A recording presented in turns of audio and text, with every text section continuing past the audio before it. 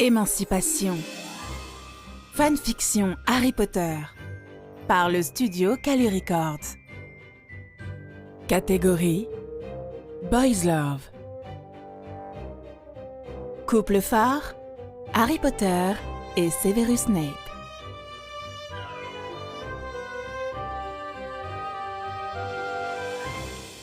Chapitre 13. Par Merlin, dans quoi je me suis fourré? Encore une fois. Severus Snape, actuel professeur de défense contre les forces du mal, est assis dans son fauteuil, dans ses nouveaux quartiers, au premier étage. Face à une cheminée sans feu et avec un verre d'un excellent vin à la main. Et il est en train de contempler le drame qu'est sa vie. 2 semaines se sont passées depuis sa rencontre avec Potter au Square Grimmauld. 2 semaines depuis que la perception qu'il avait du gamin a complètement changé. Non, plus un gamin, mais désormais un vrai jeune adulte. Un jeune homme rusé, impitoyable et puissant. Un mélange dangereux, si l'on tient compte de son imprudence légendaire. Et cependant, il s'est laissé recruter. Oui, recruter, puisque c'est exactement ce que Potter a fait. Peu importe si c'était fait de façon fort maladroite. Il va s'améliorer d'ici peu. Ça ne fait aucun doute. Combien en a-t-il déjà recruté? Eh bien, déjà, Lupin. Il faut être vraiment aveugle pour ne pas avoir remarqué ce qui s'est passé là-bas, même si tout le monde part du principe qu'Harry ne l'a pas fait exprès. Et là, Severus est persuadé du contraire. Granger aussi fait partie de son cercle. De ce qu'il a pu voir, les 2 jeunes gens se considèrent comme appartenant à la même famille. Après tout, elle est la seule autre personne que Potter est incluse dans les protections du sang. Londubat aussi, très probablement. Il les a suffisamment vus interagir pendant le dernier trimestre pour avoir une idée de leur relation. La fille Weasley est aussi sur le haut de la liste, si elle n'est déjà dans son camp. Le cas de son frère, en revanche, semble heureusement ne pas être à l'ordre du jour. Pas si mal en aussi peu de temps. Severus prend une autre gorgée de vin, savourant le goût. Une telle qualité n'est pas quelque chose qu'il peut souvent se permettre, voire pas du tout, pour être tout à fait honnête. En ça, l'invitation à se gaver dans la cave de la famille Black s'est révélée un bonus très attractif. D'autant qu'il sait très bien que Potter se contrefiche qu'il prenne ce qu'il veut, quand il veut, aussi longtemps que cela n'a pas trop de valeur et que c'est destiné à son usage personnel.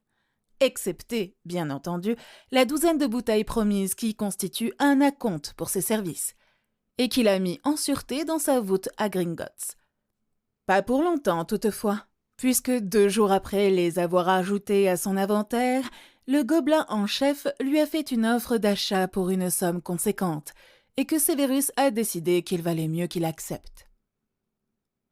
C'est d'ailleurs l'une des raisons pour lesquelles, cette fois, changer de camp n'a pas été une décision difficile à prendre. Toute forme de paiement pour ses activités extrascolaires, encore plus s'il s'agit d'avance, est un concept relativement nouveau pour lui, et auquel il pourrait bien s'habituer. Le salaire de professeur ne vole pas bien haut, même en y ajoutant le bonus pour la fonction de responsable de maison, et comme son père a bu tout ce qui restait de la fortune des Snape, bien avant que Severus soit majeur, il ne lui restera pas grand-chose lorsqu'il aura quitté Poudlard dans 1 an. Ensuite, c'est plutôt rafraîchissant que Potter ne se considère pas comme un maître, contrairement au Seigneur des Ténèbres et à Dumbledore. Ça pourrait évidemment changer dans le futur, mais Severus en doute sincèrement. Le jeune homme a toujours été du genre à être équitable, fièrement loyal à ceux qu'il considère comme sa famille, et plutôt implacable vis-à-vis de ses ennemis, sans être toutefois impitoyable en bon Gryffondor qu'il est. Dans l'ensemble, il n'est pas le pire des maîtres à qui prêter allégeance, compte tenu que ces 2 précédents ont grandement désappointé Severus. Enfin, Dumbledore et le Seigneur des Ténèbres sont tous les 2 des vieux cons, dont le pouvoir et la gloire sont bel et bien envolés. À l'opposé, Potter est l'image de l'avenir, un nouveau lord qui monte vers les plus hautes sphères.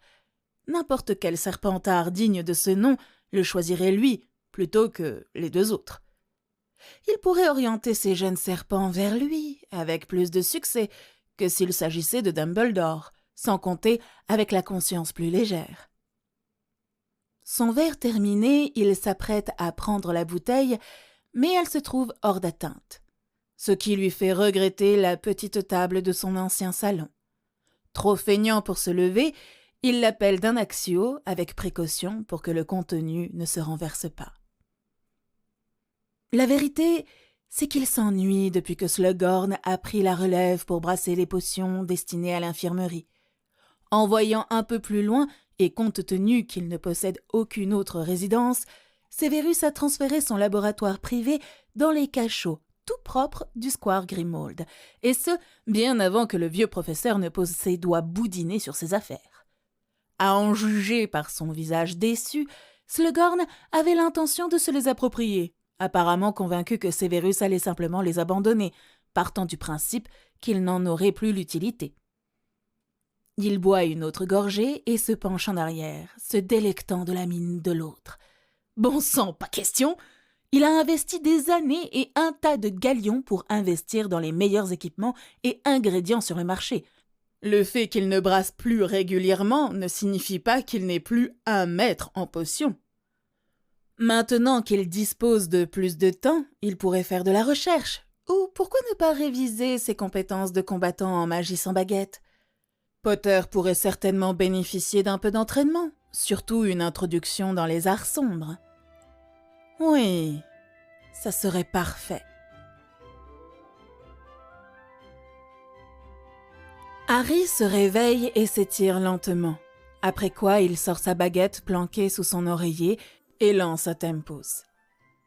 9h32, un peu plus tard que d'habitude, mais sans doute à cause d'une lecture tardive.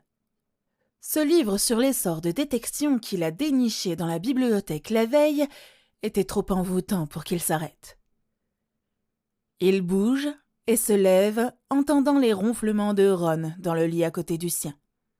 Sa nouvelle fascination pour les livres et le fait d'apprendre n'arrange en rien leur relation tendue. Surtout que Ron s'avère jaloux de tous les moments qu'Harry partage avec Hermione. Il s'est joint à leur session de travail à la bibliothèque 2 jours plus tôt, se souvenant enfin qu'il lui reste tous ses devoirs à faire et seulement 1 semaine pour y parvenir, avant le début de l'année scolaire. Harry enfile la paire de chaussettes qu'il portait hier et quitte la chambre de Sirius pour aller faire ses exercices matinaux. Il se sent un peu mieux, réussissant désormais 10 pompes avant de passer à des abdominaux et des mouvements de traction. Il finit par des étirements, après quoi il est bon pour la douche. Ron ronfle toujours lorsqu'il revient, une serviette autour de la taille. Il commence à fouiller dans sa nouvelle garde-robe pour prendre un boxeur décent. Il jure dans sa barbe. Les filles se sont un peu trop amusées lors du choix de ses sous-vêtements. Au moins, le reste de ses vêtements peut aller, ou peu près. Si l'on juge par les réactions de Madame Weasley et de Tonks, ils lui vont bien. Sa condition physique s'est améliorée. Bien qu'il se trouve encore trop maigre, le régiment de potions qu'il a commencé à ingurgiter la semaine dernière a accéléré le changement, et la potion de pousse-cheveux sera prête demain. Ils ont discuté longuement quoi faire avec sa tignasse indomptable et ont opté pour les faire pousser, afin de pouvoir les attacher en queue de cheval. Les couper n'aurait aucun effet. Malheureusement, il devra attendre le prochain week-end à Préolard pour remplacer ses lunettes. Laissant Ron là, où il est, Harry descend dans la cuisine pour prendre un petit déjeuner tardif. Étonnamment, Madame Weasley n'est nulle part en vue. Il sort alors des œufs et du bacon du réfrigérateur et commence à cuisiner à la mode moldue, puisqu'il ne connaît pas les sortilèges de cuisson. 15 minutes plus tard, il est en train de mâcher avec bonheur et se verse une autre tasse de thé. Il le boit lentement, songeant à ce qu'il a prévu de faire pendant la dernière semaine des congés. Dimanche prochain, le 1er septembre, ils prendront le Poudlard Express pour leur 6e année.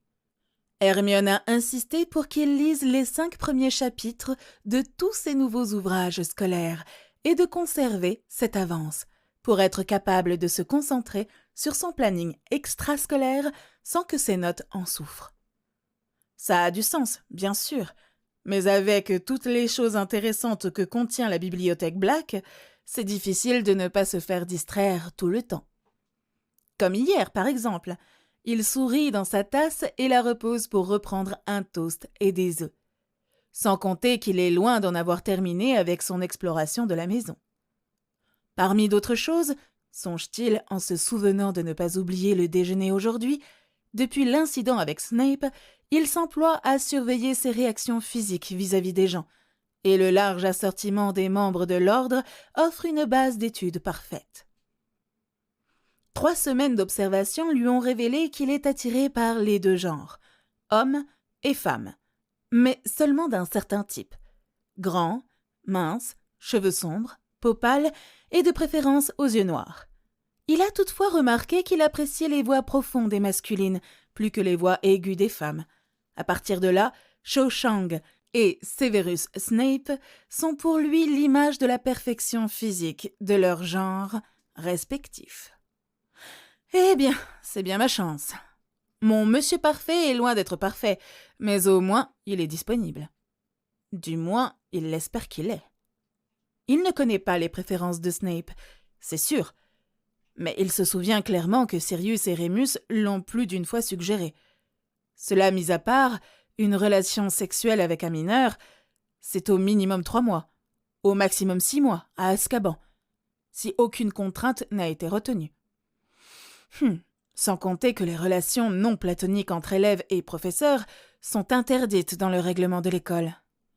Harry devra attendre une année entière pour ne serait-ce que tenter une approche vers lui. Et ça, c'est nul. En admettant qu'il ressente un truc pour Harry d'ici là, jamais Snape n'irait contre le règlement, et risquer de croupir à Azkaban est loin de faire partie de ses objectifs. Même avec les détraqueurs partis, ça reste un endroit misérable. La seule autre alternative serait un engagement officiel, et Harry estime qu'il n'est pas désespéré à ce point pour l'envisager. Il pose la vaisselle vide dans l'évier et s'en va à la recherche d'Hermione. Ils ont prévu d'aller jeter un œil dans les salles de stockage des cachots. Qui sait ce qu'ils vont y trouver? Jenny est en train de se brosser les cheveux en regardant Hermione écrire une nouvelle lettre. Les mots sortent tout seuls de sa plume, sans aucune timidité, sans aucune maladresse.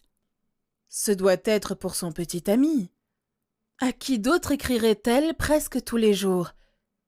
Il est indéniable qu'Harry est désormais dans la confidence, vu qu'il n'est jamais surpris lorsqu'elle lui demande de temps en temps de lui prêter Edwige.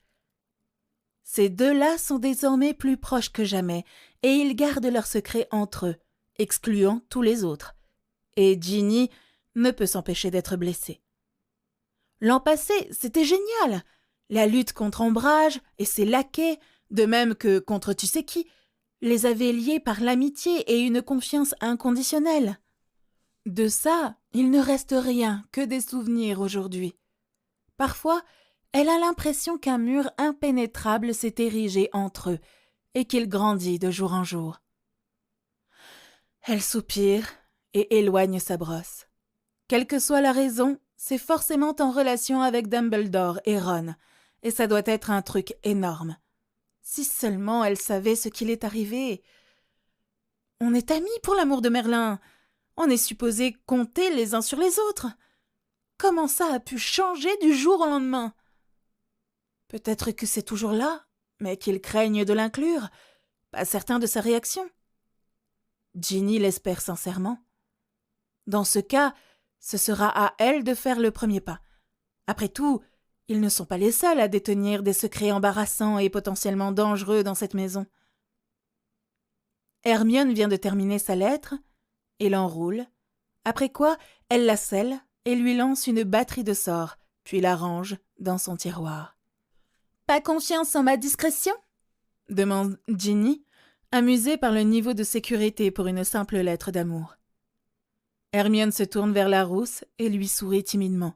« La tienne, oui, mais celle de Ron ne peut certainement pas l'être ces temps-ci. » Ginny éclate de rire, convenant sans réserve de l'argument, et tapote la couette de son lit dans un geste d'invitation.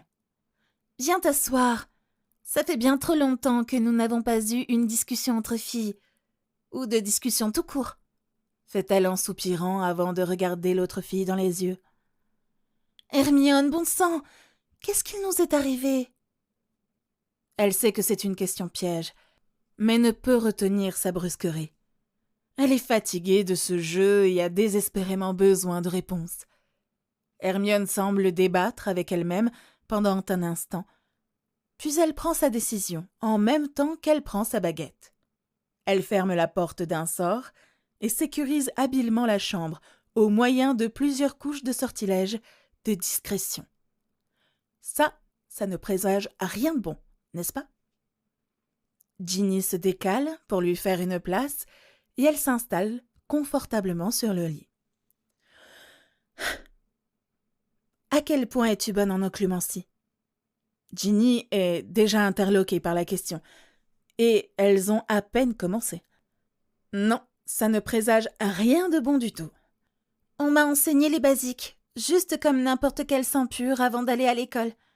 Cela dit, depuis que Tom a pris possession de moi, je suis soudainement devenue bonne, confesse la rousse. Je crois qu'il a construit dans mon esprit des protections pour ne pas risquer qu'un professeur ou que Dumbledore ne le détecte par hasard. Ensuite, j'ai seulement pris le relais.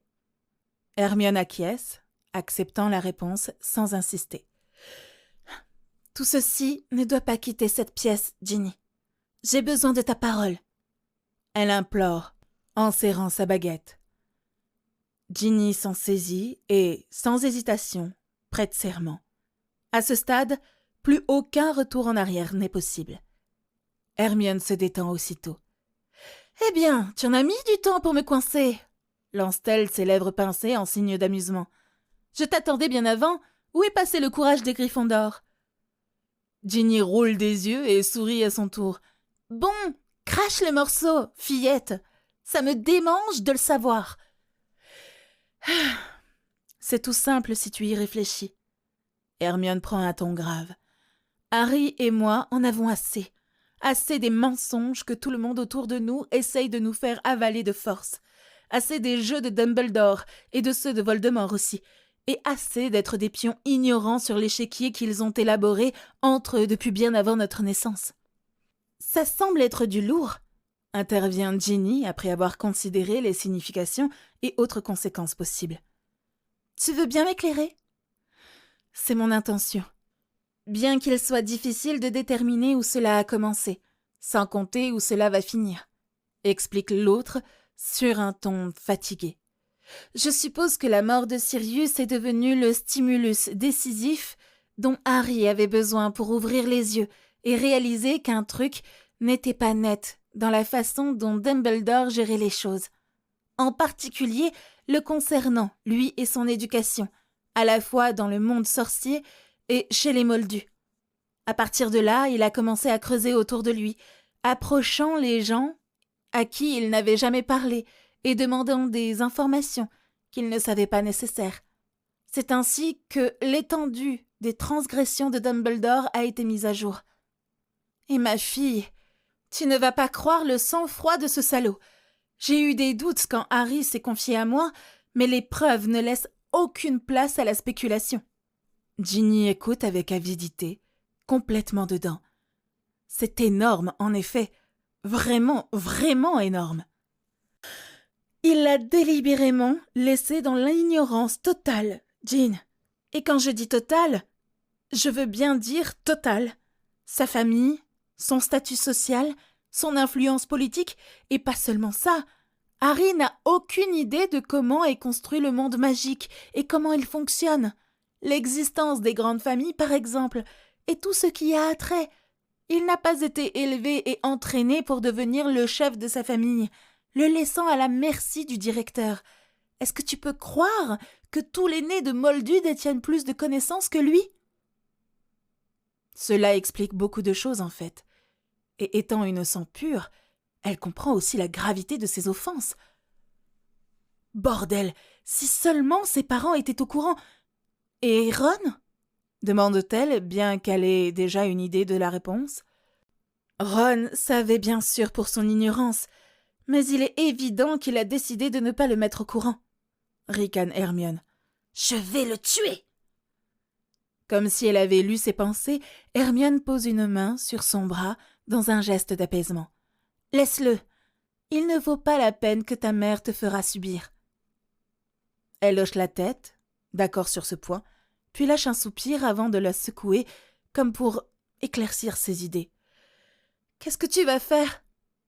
Qu'est-ce que tu crois? Harry et moi avons créé notre propre camp. Hermione fixe Ginny d'un air appréciateur. Et je suppose que tu es la bienvenue si tu veux te joindre à nous. Quoiqu'il faudra d'abord en parler à Harry. Ginny lève un sourcil. Oh, génial! Comme si j'avais envie de faire partie d'un camp de fous suicidaires. Bien sûr que tu le veux, rétorque une Hermione imperturbable. Où serait le plaisir de la vie sans un soupçon d'aventure? Elles parviennent à rester sérieuses avant de se mettre à glousser. Voyant ça comme une ouverture, Ginny martèle sans pitié. En parlant de plaisir et d'aventure, qui est l'heureux élu? En réponse, Hermione jette sa tête en arrière en grognant d'exaspération. Vous venez d'écouter Émancipation, une fanfiction Harry Potter, par les studios Calu Records. N'hésitez pas à consulter la suite. À très bientôt dans le prochain chapitre.